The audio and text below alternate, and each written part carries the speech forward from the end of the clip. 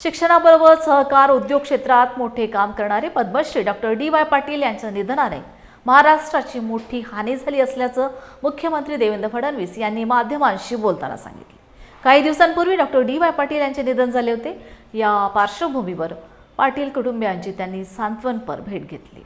सामाजिक राजकीय क्षेत्रातलं एक अतिशय अग्रणी नाव आपल्या सर्वांना कल्पना आहे की जीवनामध्ये संघर्षातून त्यांनी एक अतिशय मोठं कार्य उभं केलं। शिक्षणाचं क्षेत्र असेल, सहकाराचं क्षेत्र असेल, उद्योगाचं क्षेत्र असेल, या प्रत्येक क्षेत्रामध्ये त्यांनी प्रचंड मोठं कार्य उभं केलं आणि सामान्य माणसाला दिलासा देण्याचं काम त्यांनी केलं। विशेषतः राज्यपाल म्हणून देखील 3 राज्यांची जबाबदारी त्यांनी पार पाडली। त्यापूर्वी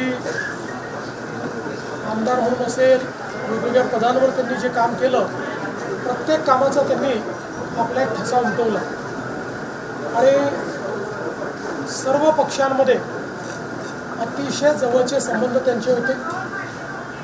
व्यक्तिगत माझे देखील त्यांचे अतिशय चांगले संबंध होते आणि ते केवळ नेते नव्हते तर ते विचारवंत होते। त्यांच्याकडे सांगण्यासारखे विचार होते, मार्गदर्शन होतं।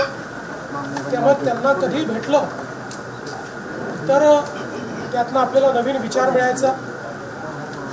तो आध्यात्मिक विचार असेल किंवा एकूणच आपल्या संपूर्ण जीवनाला बदलू शकेल असा विचार डी.वाय. दादांच्या माध्यमातून मिळायचा। त्यांच्या पश्चात त्यांच्या मुलांनी, कुटुंबाने अतिशय चांगल्या पद्धतीनं हे सगळं जे त्यांनी उभं केलं आहे ते वाढवण्याचं काम केलं। पण एक कृतार्थ जीवन ज्याला म्हणतो अशा पद्धतीचं जीवन डी.वाय. दादा जगले। म्हणूनच आज या ठिकाणी त्यांना विनम्र श्रद्धांजली देण्याकरता आलो। मी आज भंते साहेबांना सांगत होतो, त्यांना आठवण करून दिली की त्यांचा माझा संबंध खरंच जुना आहे।